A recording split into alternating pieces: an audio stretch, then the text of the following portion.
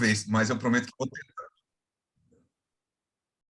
Meus queridos irmãos, minhas queridas irmãs, então, sejam muito bem-vindos. Mais uma quarta-feira estamos aqui. Conferir a data. Hoje é dia 24 de agosto de 2022. Vamos continuar nesse percurso. Então, no livro de Juízes, como nós temos feito, agradeço você a continuar acreditando que estudar a palavra de Deus é importante, que isso muda nossas vidas. Vamos começar com a oração? Você pode orar, Lucas, por nós, por favor? Senhor, nós te louvamos, ó Pai, porque, como ouvimos agora, nós estamos aqui reunidos para aprender mais do Senhor, para aprender mais com o Senhor, através da Tua palavra, e te pedimos que, mesmo à distância, o Senhor esteja presente, ó Pai, em cada casa, cada um que depois vai assistir a esse estudo, ó Pai, que o Senhor esteja conduzindo a vida do pastor Rafael, e que aquilo que o Senhor já revelou, ó Pai, ao seu coração, fique claro também para nós, e que nós possamos, ó Deus, aprender com o Senhor aquilo que seja relevante, ó Pai, para a nossa vida, para as nossas necessidades e para aqueles que estão próximos de nós. Que eu te peço e te agradeço, no nome santo de Jesus. Amém, Senhor. Meus irmãos, eu estou no meu terceiro ano de ministério formal, né? Então, eu ainda estou aprendendo muitas coisas. E vendo o professor na semana passada, a forma como ele conduziu a reunião, também tentando mudar algumas coisas na minha igreja, eu vou me permitir testar algo diferente hoje. Ou seja, nós vamos para dois capítulos que são muito famosos no livro de Juízes. E são dois capítulos extensos. Então, a minha intenção hoje é que a gente cubra os dois, mas que a gente não faça esse percurso versículo a versículo. E essa é a minha atenção, essa é a minha crise. Eu sempre penso que a gente devia ir versículo a versículo, porque eu acho que o texto é sempre muito bem amarrado. Mas eu vou experimentar essa nova metodologia para que a gente ganhe um pouco de tempo, a gente veja essa narrativa de forma mais ampla, busque também conexões entre os capítulos e assim a gente possa seguir em frente, tá bom? Vou pedir, se você quiser, se você achar pertinente, então, mais tarde ou então amanhã, dá uma olhada nos dois capítulos inteiros, porque algumas partes vão estar suprimidas e aí você consegue ter contato com o texto na íntegra, tá bom? Fica como sugestão. Então, tomando de ponte da semana passada, a gente terminou o capítulo com o texto, e a terra teve paz durante 40 anos. Então, a partir desse texto, a gente já tem uma expectativa que é gerada em nós pelo próprio autor, né? O autor está dizendo assim, olha, depois de tudo isso, a terra teve paz durante 40 anos. Então, a gente imagina já que ele condensou esse bloco da vida das pessoas numa frase simples. Durante 40 anos ficou tudo bem. Logo, a gente espera que vai ter uma quebra agora, né? Vai aparecer um novo episódio em que essa paz vai ser rompida. E é exatamente isso que a gente vê. Nosso texto no capítulo 6 começa. De novo, os israelitas fizeram o que o Senhor reprova. E durante 7 anos, ele os entregou nas mãos dos midianitas. Então, a gente percebe, mais uma vez, é algo que a gente tem enfatizado semana após semana, né? Como em qualquer outro livro da Bíblia, o personagem principal sempre é Deus. E é sempre Deus que movimenta as ações. Se não no plano micro, né? Porque às vezes é claro que essas ações são encabeçadas por homens e mulheres, mas no plano maior do livro, é Deus que está movendo todas as coisas. E é o que a gente vê isso acontecendo aqui de novo. Deus está no controle dessa história toda. Ele novamente é traído pelo povo, e então Deus toma a iniciativa de entregar o povo então na mão dos seus inimigos. Esse ciclo já apareceu antes, apareceu mais cedo, e ele vai se repetir até o final do livro de Juízes. Israel faz o que é mal, Deus então envia uma nação opressora, Israel clama a Deus novamente, Deus envia um novo juiz, a nação opressora é derrotada. A partir daí, Israel vai voltar a fazer o que era mal perante o Senhor, e esse ciclo, então, se inicia novamente. Dessa vez, a gente vai ter um problema. Às vezes, o que acontece no texto é um domínio militar que, obviamente, acaba acarretando outros problemas. Mas, especialmente nesse momento da história de Israel, e por causa da dinâmica da interação deles com os inimigos, a pobreza vai ser enfatizada. Ou seja, o povo estava passando necessidade material a partir desse domínio inimigo. Então, note, são 7 anos, e é importante você, junto comigo, perceber o quanto o povo está caminhando meio para a inanição mesmo. É uma questão assim de base. A vida concreta das pessoas está sendo absolutamente impactada pelo fato deles terem sido novamente infiéis ao Senhor, mas agora de uma forma muito concreta. Eu vou arriscar dizer que talvez seja o ciclo que a gente está vendo até aqui, que é mais gráfico. A gente tem mais detalhes de como a vida acontecia. Diz assim o texto: sempre que os israelitas faziam suas plantações, os midianitas, os amalequitas e os outros povos da região a leste deles as invadiam. Acampavam na terra e olha agora, eles acampavam na terra e destruíam as plantações ao longo de todo o caminho até Gaza e não deixavam nada vivo em Israel, nem ovelhas, nem gado, nem jumentos. Eles subiam trazendo seus animais e as suas tendas e vinham como enxames de gafanhotos. Era impossível contar os homens e os seus camelos. Invadiam a terra para devastá-la. Por causa de Midian, Israel empobreceu tanto que os israelitas clamaram por socorro ao Senhor. Então, mais uma vez, a pobreza é o vetor, ou pelo menos a consequência, do sofrimento de Israel. Tanto é assim que Israel se escondia. A gente pulou o versículo 2, mas a nação buscava locais assim a ermo para poder se esconder dos inimigos que invadiam e assim, governavam a terra. E é incrível como a linguagem é muito contundente, né? Eles vinham como enxames de gafanhotos que não podiam ser contados. Era gente demais. E eles vinham com a intenção de humilhar Israel. Eu acho isso muito curioso, porque para além do saque, o que eles faziam é deixar para trás um rastro de destruição completa. Então, Israel, por causa da sua infidelidade, vivia concretamente as consequências dessa escolha. Fala, nós não queremos nos relacionar com o Senhor. Nós queremos viver a nossa própria vida, a gente vai fazer o que a gente quiser, e aí, em consequência, caos. Então, nesse ponto, eu não sei como é você, meu irmão, minha irmã, mas quando eu leio esse texto, me dá uma certa inquietação, porque esse ciclo, eu tenho vontade de interrompê-lo. É isso que eu estou querendo dizer para você. Caramba, Israel clama a Deus por socorro de novo. Caramba, o que Deus faz? Essa é a pergunta, né? O que Deus vai fazer? A minha expectativa como leitor é que Deus vai falar assim, olha, chega, eu não aguento mais.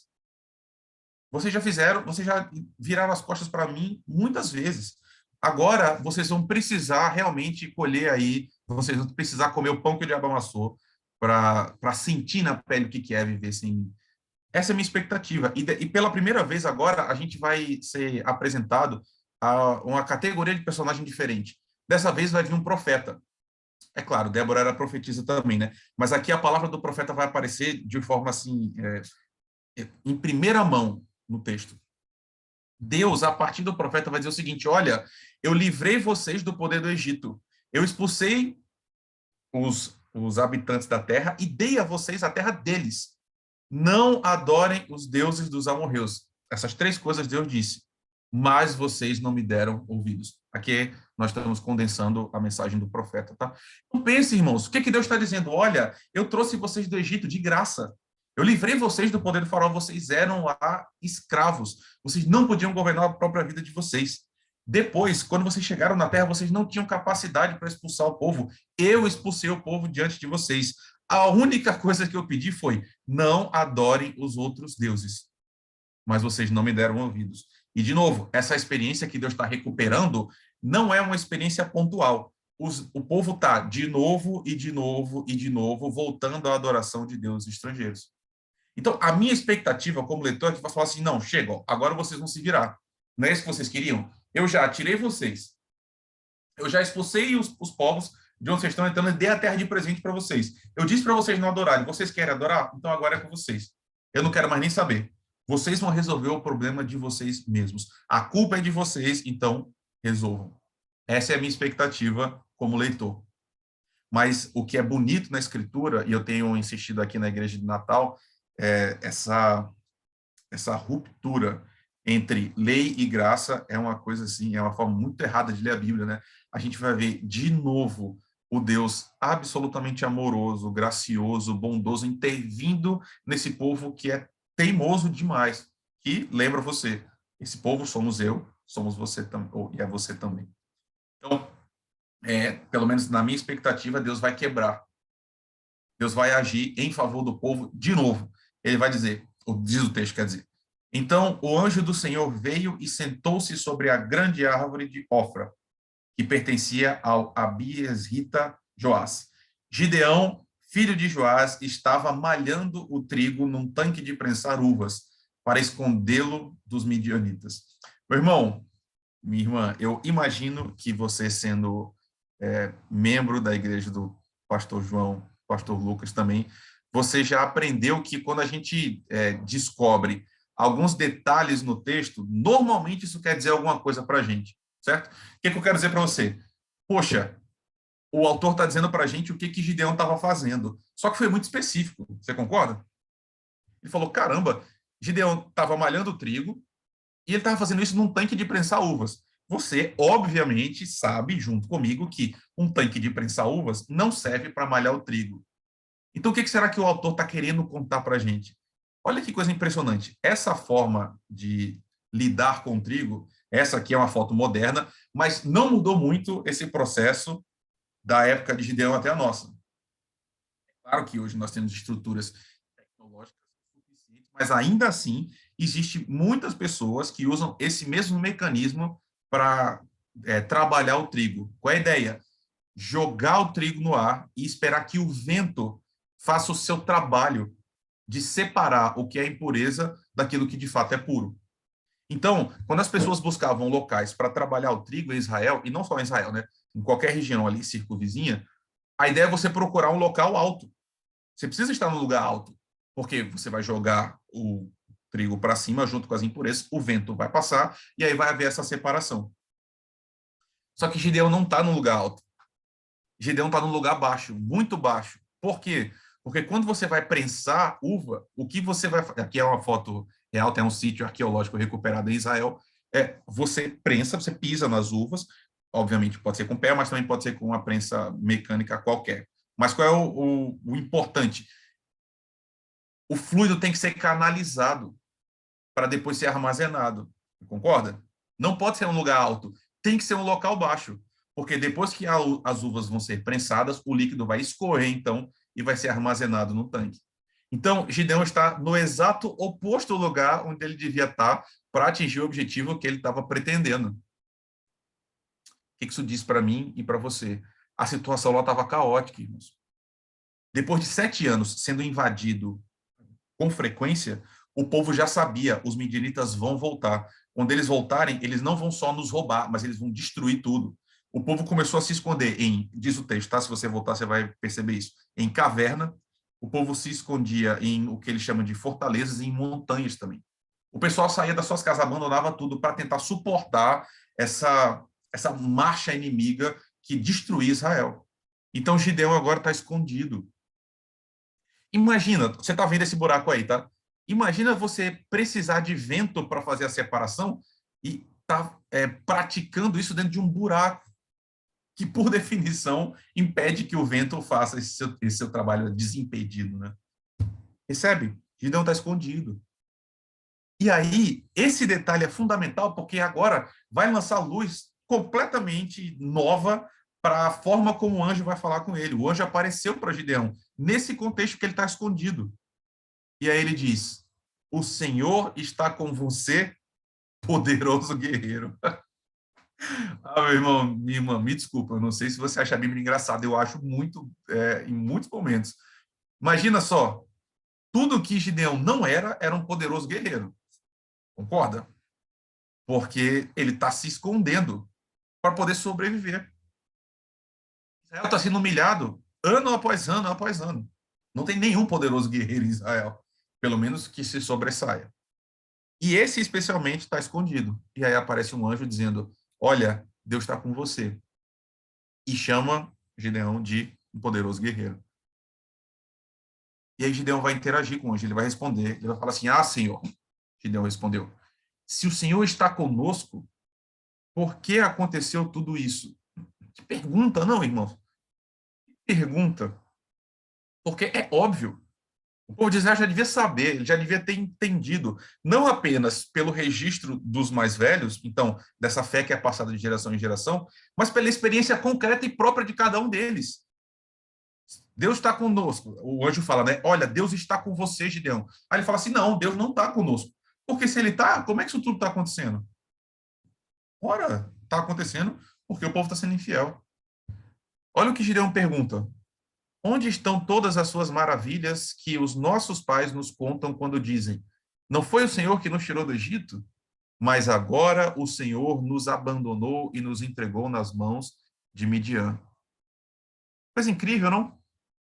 Que jeito de interpretar a realidade. Gideão está dizendo assim: olha, Deus que abandonou a gente. Toda aquela experiência que os nossos pais viviam, não estou acreditando muito que Deus é esse Deus mesmo, não, porque olha como é que a gente está agora.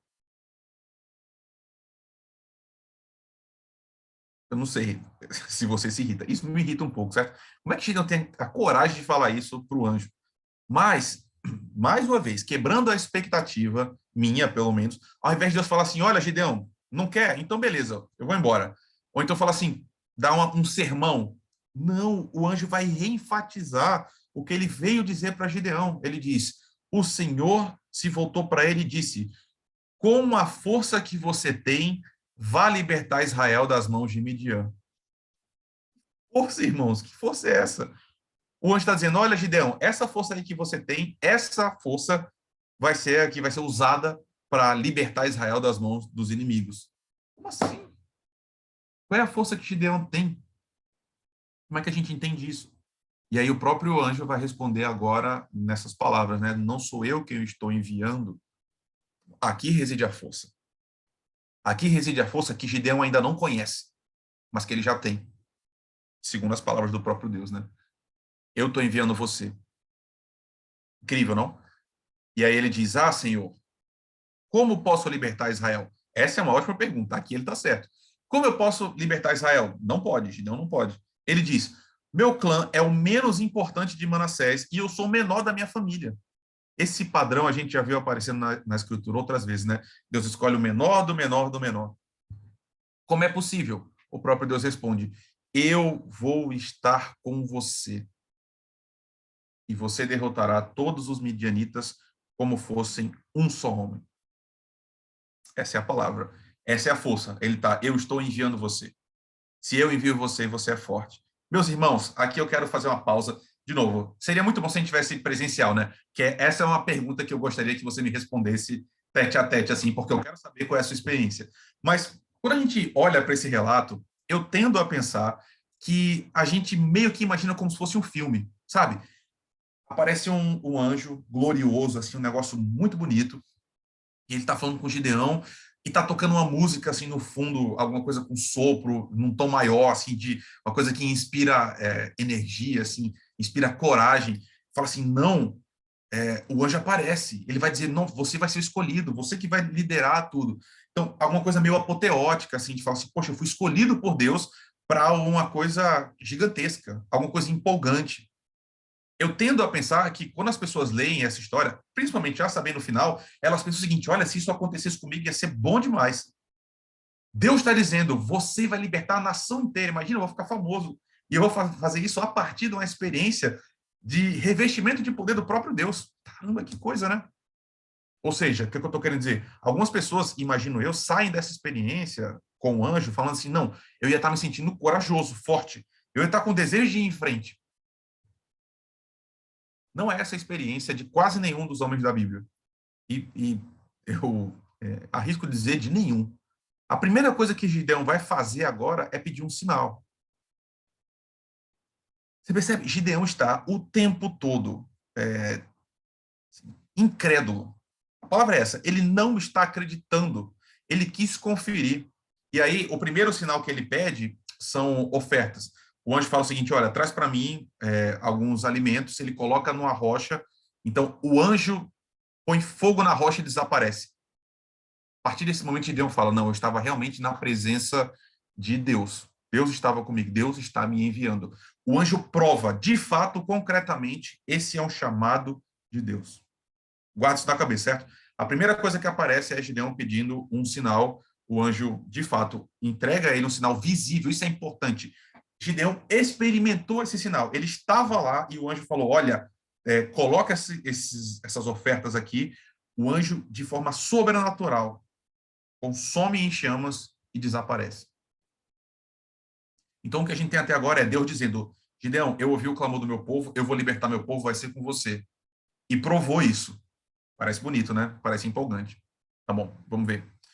A gente continua com o relato, meio com a ambientação, de novo. Nesse meio tempo, todos os midianitas, amalequitas e outros povos que vinham do leste uniram seus exércitos. Olha isso, vou repetir. Os midianitas, todos, os amalequitas e outros povos que vinham do leste uniram os seus exércitos. São vários povos diferentes. Atravessaram o Jordão e acamparam no vale de Jezreel. Olha essa informação que vai aparecer agora, meu irmão, minha irmã. Eu fico empolgado porque, aqui um parêntese, certo?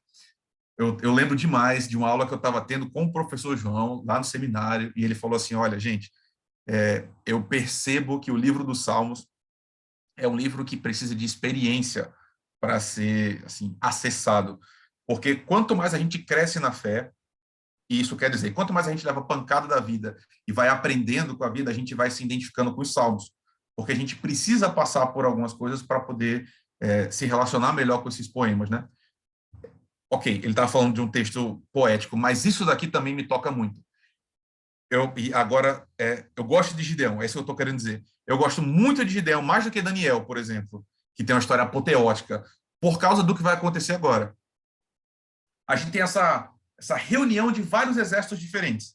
E o texto vai dizer o seguinte, então o Espírito do Senhor apoderou-se de Gideão.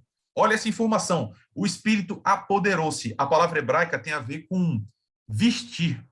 É como se o Espírito envelopasse, como uma roupa, né? Envelopa a gente. Gideão está tomado pelo Espírito de Deus. E ele, com um toque de trompeta, convocou os asbiesritas para segui-lo. Enviou mensageiros a todos Manassés, chamando-os às armas, e também a Azer, a Zebulon, a Naftali, que também subiram ao seu encontro. Eu não sei se você está me acompanhando nesse nível, assim, certo? Mas, e me desculpe, foi a única imagem que eu consegui pensar, certo? Que todo mundo vai saber. Mas, sabe essa noção? O Espírito de Deus se apoderou de Gideão, ele toca a trombeta e chama todo mundo. Não dá uma certa energia para a cena? Olha, é o seguinte, até agora Gideão estava ali meio titubeante. Agora o Espírito de Deus se apodera dele. Quando os exércitos chegam. Então, Gideão está energizado. E aqui eu estou falando como é que eu imagino que as pessoas leem, certo? Não, agora o negócio vai mesmo. Deus, de fato, esteve com Gideão e ele vai em frente. Acabou a dúvida, acabou a incerteza. Agora ele é um homem poderoso, ele é forte, ele é vingador e ele vai destruir tudo. Daqui para frente é só vitória. Por quê? Porque o Espírito de Deus se apoderou dele. Seria muito bonito se essa fosse a história, irmãos. Ou seria alguma coisa bonita. Eu acho mais bonita a história original. Mas se fosse isso, seria assim, mais fácil de entender. Mas sabe o que acontece? Gideão recebe o Espírito de Deus, essa visitação do Espírito de Deus. E a partir daí ele vai pedir novos sinais. E aqui talvez esteja a cena mais conhecida dessa passagem toda, né? Depois do Espírito de Deus, o que Gideão faz é o seguinte, Deus, eu preciso que o Senhor confirme de novo para mim.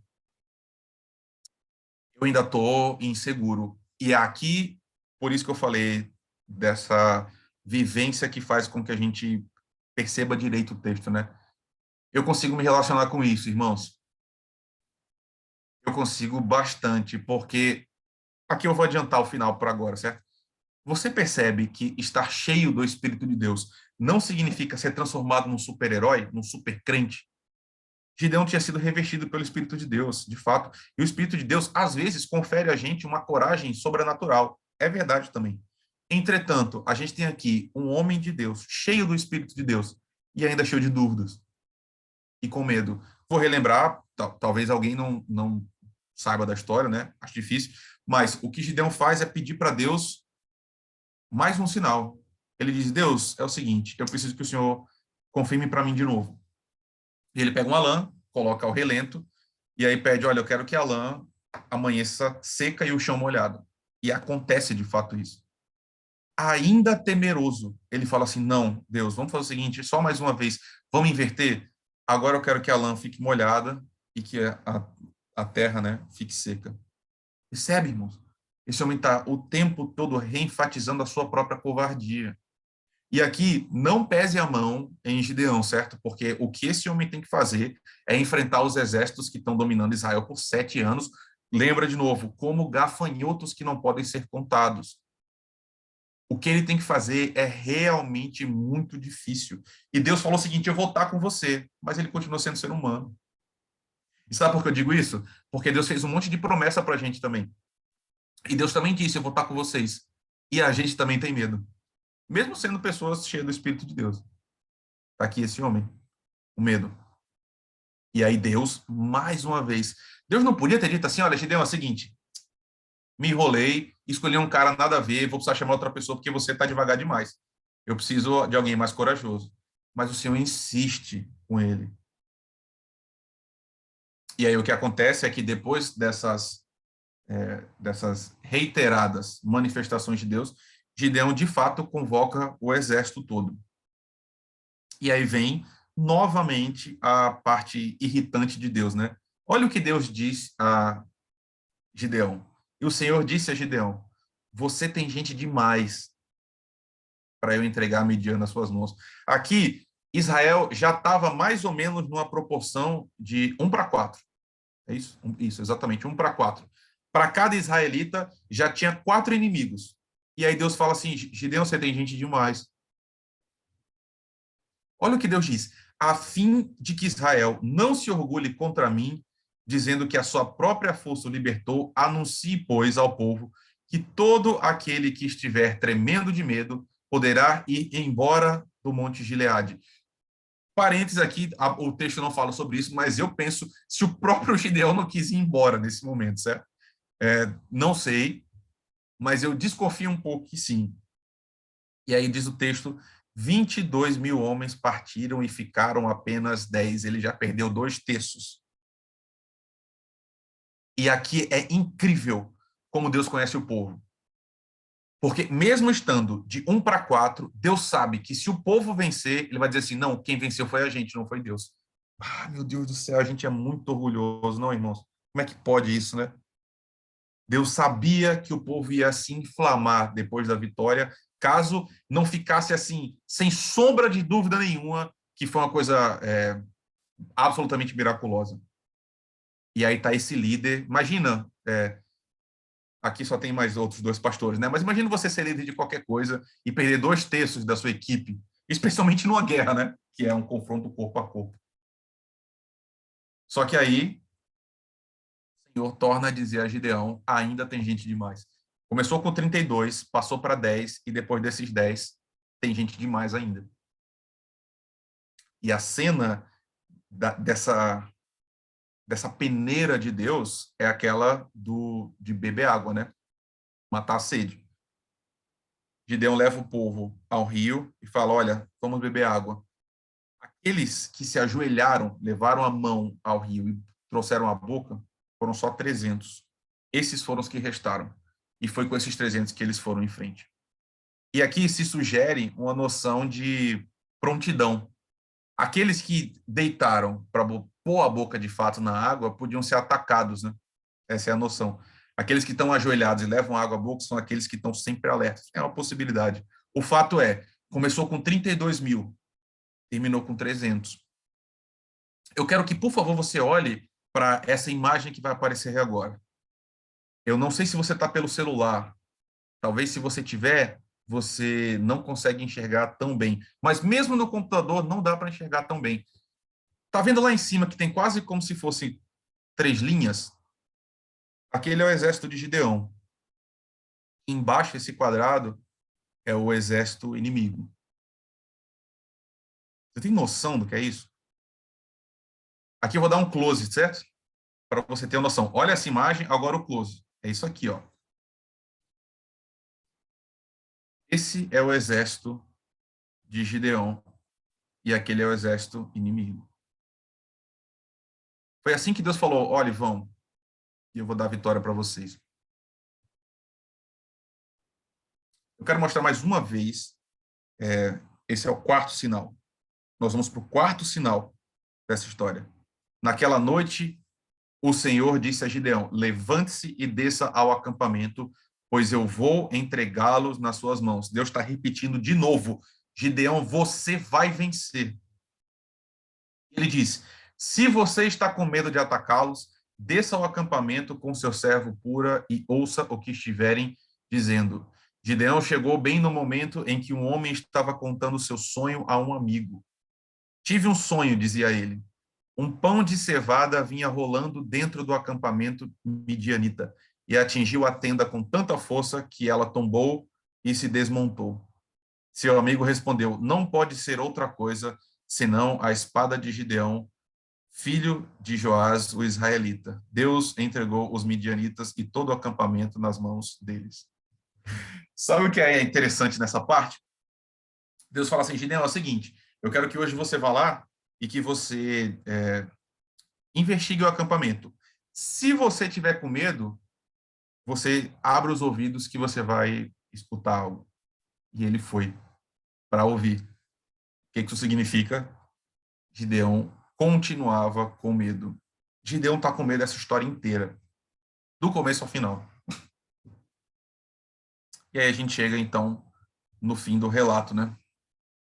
Deus ordena, o povo obedece, esses 300, e aí diz o texto: quando as 300 trombetas soaram, o Senhor fez que em todo o acampamento os homens se voltassem uns contra os outros com as suas espadas. Exército inimigo, né? Você lembra bem a história? Cada um dos 300 tinha um vaso, um jarro, uma tocha acesa e uma trombeta. Eles se puseram ao redor do acampamento. Imagina, eu não consigo nem começar a imaginar como é que deve ser isso.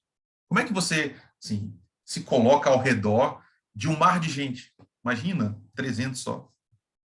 E aí, quando eles quebram o jarro no chão, o fogo aparece, as trombetas, o texto diz para a gente que o Senhor fez com que que o acampamento inimigo se voltassem uns contra os outros. Foi uma confusão divina. E aí Deus humilha, então, os exércitos inimigos a partir da agência de um homem absolutamente medroso que foi seguindo Deus aos tropeços. E no final, a vitória está posta dessa forma. Eu coloquei para a gente pensar junto 5 noções. Na verdade, são 4, porque a segunda e a terceira são mais ou menos a mesma. A primeira coisa que me chama muita atenção é essa ideia de Deus renovando a sua graça com o povo. Oh, meus irmãos, era tão fácil Deus ter abandonado esse povo. Eu não entendo Deus. Simplesmente não entendo, porque Deus vem atrás de nós sob pena do seu próprio sofrimento. Então, agora eu estou falando especificamente de Jesus, certo?